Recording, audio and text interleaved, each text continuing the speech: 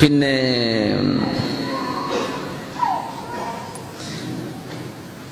സ്ത്രീകൾ മൂക്ക് കുത്തുന്നതിന്റെ വിധി എന്താണെന്ന് ആന്ധ്രക്കാരൊക്കെ ഉണ്ടോ നമ്മളുടെ കൂട്ടത്തില്? ബോംബെക്കാരൊക്കെ അല്ല അങ്ങനെ മൂക്കിൽ കുത്തുന്ന ആൾക്കാരെ. പിയേഴ്സിങ്ങിനെ സംബന്ധിച്ച് ഷറഈന്റെ കാഴ്ചപ്പാടുകൾ എന്താണെന്ന് നമ്മൾ വിശദമായിട്ട് നോക്കാം.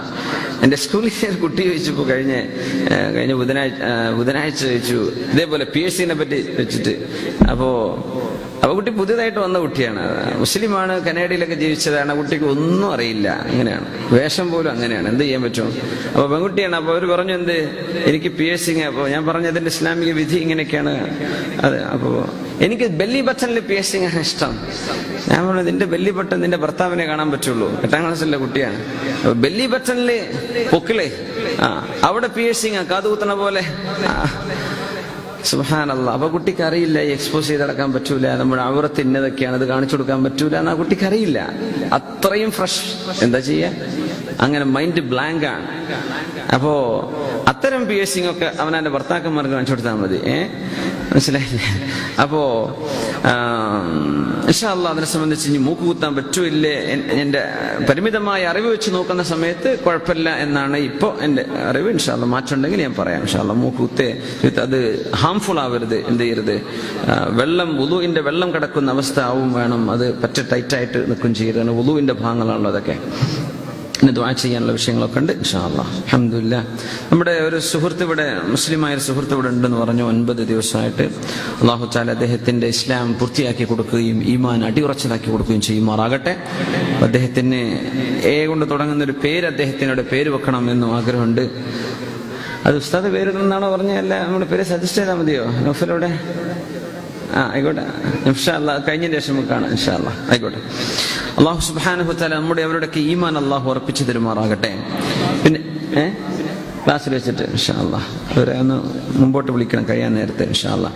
എൻഗേജ്മെന്റ് എന്ന പേരിൽ ഇസ്ലാമിൽ കല്യാണം ഉണ്ടോ? അത് കഴിഞ്ഞ് പെൺകുട്ടിയുടെ ഫോട്ടോ മൊബൈൽ വെക്കാൻ പറ്റുമോ? ഒപ്പം നിന്ന് ഫോട്ടോ എടുത്തിട്ടുണ്ട് എന്നൊക്കെ. അപ്പൊ നമ്മൾ അബുദാബിയിലെ ക്ലാസ്സിലൊക്കെ വരുന്ന ആൾക്കാരൊന്നും പിന്നെ അത് ചോദിക്കാൻ പറ്റൂല.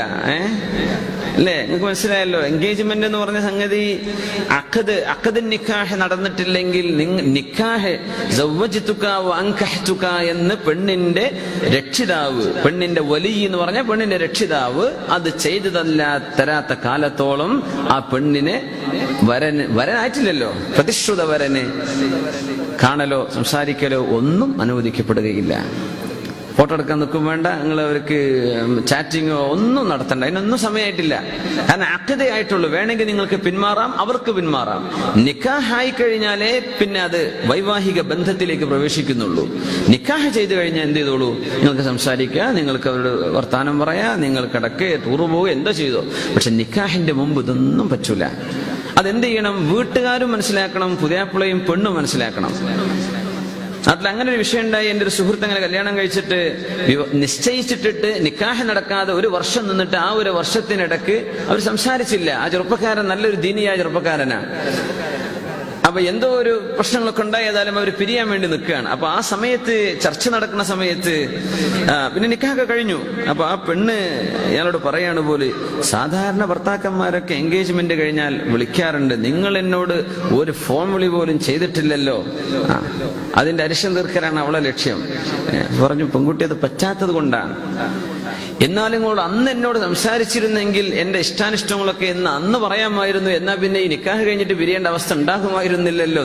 അത് ഒരു എക്സ്ക്യൂസേ പറയാൻ പാടില്ല. അങ്ങനെ അതൊക്കെ വിവാഹം നിശ്ചയിച്ച് നിക്കാഹ് നടക്കുന്ന സമയത്ത്, നിക്കാഹിന്റെ സമയമാകുമ്പോഴേക്കും അതൊക്കെ അവരുടെ വീട്ടുകാരിൽ നിന്ന് നിങ്ങളുടെ പെങ്ങന്മാരോ നിങ്ങളുടെ ഉമ്മയോ നിങ്ങളുടെ ഇളാമയോ നിങ്ങളുടെ ബന്ധുക്കളോ ചെന്ന് ആ വിഷയം അന്വേഷിച്ച് പഠിക്കുക, അത്രേ പറ്റുള്ളൂ. അങ്ങനെ എൻഗേജ്മെന്റ് കഴിഞ്ഞ ഭാര്യ ഭർത്താക്കന്മാരുടെ ഇടയിൽ വജഅല ബൈനകും മവദ്ദതൻ വറഹ്മ, അല്ലാഹു റഹ്മത്തും കാരുണ്യവും വെച്ചിരിക്കുന്നു എന്ന് പറഞ്ഞ അത് വമിൻ ആയാതിഹി, അല്ലാഹുവിന്റെ വലിയ ദൃഷ്ടാന്തങ്ങളിൽപ്പെട്ടതാണ്. കാരണം സാധാരണഗതിയിൽ കൂടെ നടന്നാലേ സ്നേഹം ഉണ്ടാവുന്ന തോന്നുക. അങ്ങനെ കൂടെ നടക്കാതെ തന്നെ ഇസ്ലാമിന്റെ അറേഞ്ച് മാരേജ് നടക്കുന്ന സമയത്ത് നിങ്ങളുടെ മനസ്സിനുള്ളിൽ അല്ലാഹു സ്നേഹിട്ട് തരുന്നുണ്ട്. അത് അല്ലാഹു ചെയ്ത വലിയൊരു അത്ഭുതമാണ്. അതുകൊണ്ടാണ് വമിൻ ആയാതിഹി അൻ ഖലഖ ലക്കും മിൻ അൻഫുസികും അസ്വാജൻ ലിതസ്കുനു ലിതസ്കുനു ഇലൈഹാ വജഅല ബൈനകും മവദ്ദതൻ വറഹ്മ. നിങ്ങൾക്കിടയിൽ സ്നേഹവും കാരുണ്യവും ഉണ്ടാക്കിയത് അല്ലാഹുവിന്റെ വലിയൊരു അടയാളമാണ്. നിങ്ങൾ ചിന്തിച്ചാൽ മനസ്സിലാവില്ല. നിങ്ങൾ ചിന്തിക്കുന്നത് എങ്ങനെയാ? കൂടെ നടന്ന് കൂടെ കടന്ന് പാശ്ചാത്യന്റെ ഡേറ്റിംഗ് ഒക്കെ കഴിഞ്ഞിട്ടല്ലേ സ്നേഹം ഉണ്ടാവുള്ളൂ എന്ന് തോന്നുക. അല്ലല്ല, അതൊന്നും ഇല്ലാതെ നിങ്ങൾക്കിടയിൽ സ്നേഹം ഉണ്ടാക്കിയവനാണ് അല്ലാഹു സുബ്ഹാനഹു വ തആല. അപ്പോൾ ആ അനുവദിക്കപ്പെട്ട രീതിയിൽ അതുകൊണ്ട് തന്നെ മനസ്സിലാക്കണം. ഒന്നുകൂടെ ഞാൻ ആവർത്തിക്കുകയാണ്, നമ്മൾ ഇവിടെയാണോ ഇനി നാട്ടിലാണോ എവിടെ വേദന പറഞ്ഞാൽ എനിക്ക് ഓർമ്മയില്ല. വിവാഹത്തിന് ഖിത്ബത്ത് ചെയ്യുമ്പോൾ, പെണ്ണിനെ കാണാൻ ചെല്ലുമ്പോൾ, നമ്മൾ വിവാഹം ചെയ്യാൻ ഉദ്ദേശിക്കുന്ന പെണ്ണിനെ ആരെയാ കാണേണ്ടത്? നിങ്ങൾക്ക് ഏകദേശം വിവാഹം ഉറക്കും എന്ന് തോന്നുള്ള ഒരു പെണ്ണിനെ ചെന്ന് കാണാൻ പറ്റുള്ളൂ.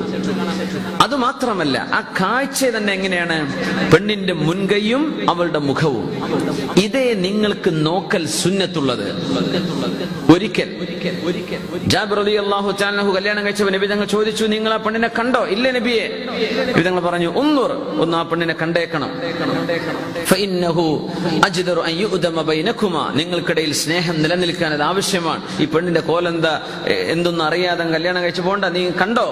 അങ്ങനെ ജാബിർ റളിയല്ലാഹു അൻഹു ഒരു മരത്തിന്റെ മുകളിൽ കയറുന്നു. ആ പെണ്ണുങ്ങ താഴത്ത് കൂടെ പോകുമ്പോ നോക്കി കണ്ടു. അങ്ങനെ ഒരു കാഴ്ച ചെയ്തിട്ടുണ്ട്. അപ്പൊ അതിനർത്ഥം റോഡിൽ ഇരിക്കുന്ന ഒരാൾ കണ്ടു, ബസ് സ്റ്റാൻഡിൽ വെച്ച് കണ്ടു, ഇവൾ അറിയാതെ ആ പെണ്ണിനെ നോക്കി മനസ്സിലാക്കി. കുഴപ്പമില്ല, ജാബിർ റളിയല്ലാഹു അൻഹു കാഴ്ച കണ്ടത് മരത്തിന്റെ മുകളിൽ കയറിയിട്ടാണെന്ന അടിയിലൂടെ പോയപ്പോൾ കണ്ടു. നബി എനിക്ക് പറ്റിയിട്ടുണ്ട്, ഞാൻ ഉറപ്പിച്ചു. അങ്ങനെ കല്യാണം കഴിച്ച മഹാനാണ് ജാബിർ ഇബ്നു അബ്ദുല്ലാഹി റളിയല്ലാഹു തആല അൻഹു. ഇതിന്റെ പ്രശ്നം എന്താണെന്നറിയോ? സംസാരിക്കാൻ പാടില്ല. നമ്മളെന്താ പറയാ, സിനിമ സ്റ്റൈലിൽ എന്നാ പിന്നെ അവര് സംസാരിച്ചോട്ടെ, എല്ലാവരും കൊണ്ട് പോരുന്നു. പച്ച ഹറാമാണത്. ആ പെണ്ണിന്റെ വാപ്പയോ മുതിർന്ന ആങ്ങളെയോ കൂടെ ഇല്ലാതെ ഈ കാണാൻ വന്ന ചെറുക്കൻ അവളെ കാണാൻ പാടില്ല എന്നാ. ഇവളെ കാണിച്ചു കൊടുക്കുന്നത് സ്വന്തം മക്കളുടെ കല്യാണം നടക്കാൻ പോകണമെങ്കിൽ പെണ്ണ് മനസ്സിലാക്കണം, ഇയാൾ ഊമയാണോ എന്ന് പെണ്ണ് സംശയിക്കേണ്ട. അതൊക്കെ എന്റെ ആങ്ങളെ മനസ്സിലായിക്കോളൂ, വാപ്പ മനസ്സിലായിക്കോളൂ, ഉണ്ടാൻ കഴിയോ ഇല്ല എന്നൊക്കെ നിങ്ങൾ സംസാരിക്കേണ്ട. നിന്റെ പേരെത്ര, നാടെത്ര, ഊരേതാ, എത്ര പേരെ പഠിച്ചിട്ടുണ്ട്, ഇതൊന്നും നീ ചോദിക്കേണ്ട. സമയമായിട്ടില്ല, കാണലേ അനുവദിക്കപ്പെട്ടിട്ടുള്ളൂ. മുൻകൈയും മുഖവും. അപ്പോൾക്ക് മുടിണ്ടോ? അതൊക്കെ എന്റെ പെങ്ങന്മാര് പോയി കണ്ടോളൂ, ഉമ്മയൊക്കെ പോയി കണ്ടോളൂ. മുഖവും മുൻകൈയും കണ്ട ഒരാൾക്കൊരു പെണ്ണിന്റെ ശാരീരിക സൗന്ദര്യം മനസ്സിലാവുന്ന, മുഖം കണ്ടാൽ അവളുടെ സൗന്ദര്യം മനസ്സിലായി, അവളുടെ കൈ അതിന്റെ ലൊഹറും ബത്തുനും കാണാം, അകവും പുറവും. പെണ്ണെന്ന് വർത്താനം നിൽക്കുന്ന സമയം, കാണാൻ നിൽക്കുന്ന സമയമാണ്. അവൾ എന്ത് ചെയ്യാ, വേണമെങ്കിൽ കാണിച്ചു കൊടുത്തോട്ടെ അവൾക്ക് പറ്റുമെങ്കിൽ. കൈ കണ്ടാൽ അവരുടെ ശരീരത്തിന്റെ മിനുമിനുപ്പ് മനസ്സിലാവുന്നു. ഇത് രണ്ടും കണ്ടാലും തിരിയാത്തവൻ കല്യാണം കഴിക്കും വേണ്ട. ഇത്രയേ പാടുള്ളൂ എന്നാ. അത് നമ്മൾ മനസ്സിലാക്കണം. പുതിയാപ്പിള മനസ്സിലാക്കണം, ആ പെരക്കാര് വല്ലാത്തൊരു ഭീകര ജീവികളാ, ഒന്ന് മിണ്ടാൻ പോലും അനുവദിച്ചില്ല. അതൊന്നും പറയണ്ട, അള്ളാഹു ഇങ്ങനെ അനുവദിച്ചിട്ടുള്ളൂ. ഞാൻ അതുകൊണ്ട് അങ്ങനെ അത് പെണ്ണ് മനസ്സിലാക്കുക, വീട്ടുകാരും അറിയാം, ചെറുക്കന്റെ വീട്ടുകാരും എല്ലാവരും. നിശ്ചയിച്ചു കഴിഞ്ഞാൽ മൊബൈൽ ഫോണും കൊടുത്തു പോകണ്ട. നിക്കാഹ് ചെയ്താൽ നിങ്ങൾ മൊബൈൽ കൊടുക്കുക, ഇങ്ങോട്ട് കൊണ്ടുവരെ, അങ്ങോട്ട് കൊണ്ടുപോകുക, എന്താ ചെയ്തോ കുഴപ്പമില്ല. നിക്കാഹ് വരെ കാത്തിരിക്കണം. അതിനൊന്നും ക്ഷമല്ലാത്തൊരു നിക്കാഹ് ചെയ്ത് കൊണ്ടുപോയിക്കോളൂ.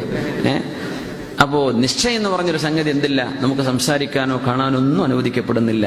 ഇങ്ങനെയാണ് നമ്മൾക്ക് വിവാഹം ചെയ്യാൻ പോകുന്ന ഒരു ഭാര്യയാവാൻ പോകുന്ന ഒരു പെണ്ണിനോട് ഇത്രയേ പറ്റൂ എങ്കിൽ അന്യ പെണ്ണുങ്ങളോടൊക്കെയുള്ള പെരുമാറ്റങ്ങൾ എത്ര ശ്രദ്ധിക്കണം എന്ന് മനസ്സിലാക്കാനാ ശറഈ പറഞ്ഞിരുന്നത്. കേട്ടോ, അൽഹംദുലില്ലാഹ്.